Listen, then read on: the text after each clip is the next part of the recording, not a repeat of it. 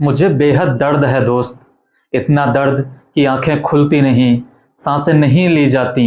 मैं मुस्कुराना चाहती हूँ मगर दर्द से रो देती हूँ। सांसें घुट रही हैं, मैं तुम्हें देखती हूँ तो तुम बार बार धुंधली हो जाती हो। मेरे पैर भी अब नहीं उठते। दोस्त, क्या अब मैं मर जाऊंगी? 12 साल की सडाको ससाकी अपने दोस्त से रेड क्रॉस अस्पताल में लेटी कह रही थी। उससे 2 साल बड़ी उसकी दोस्त सडाको को बहलाती हुई कहती है कि अगर तुम 1000 कागज की चिड़िया बनाओ तो तुम ठीक हो जाओगी। ठीक होने के नाम पर सडाको की आंखों में चमक आ गई। वह बोली, और दर्द भी खत्म हो जाएगा ना? उसकी दोस्त ने हाँ में सर हिलाया। उसने अस्पताल के बेड पर रोज कागज की चिड़िया बनाना शुरू किया। दवा के लिफाफे, पर्चे और दूसरे कागजों से वह चिड़िया बनाती रही। जैसे जैसे चिड़िया बनती उसकी तकलीफ बढ़ती जाती। करीब 500 चिड़िया बनाने के बाद सडाको के हाथ ने काम करना बंद कर दिया। नजरें धुंधलाने लगी, गला कसने लगा।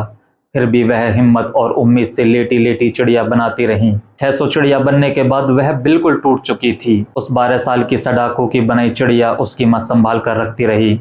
उसके दोस्त उसे हौसला देते रहे।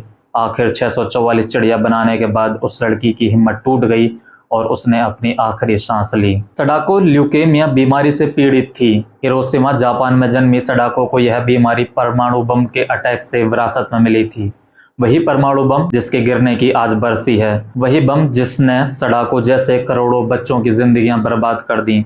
बच्चों की मुस्कान की जगह वह तकलीफ लिख दी जो हर साल उभर आती है। सडाको को उसके साथियों ने खूब हिम्मत दी थी। उसकी मौत के बाद उसके दोस्तों ने बाकी चिड़िया बनाई और पूरी 1000 की गिनती पूरी करके सडाको की कब्र पर रख दी। न्यूक्लियर बम जमीन के लिए बेहद बुरे हैं।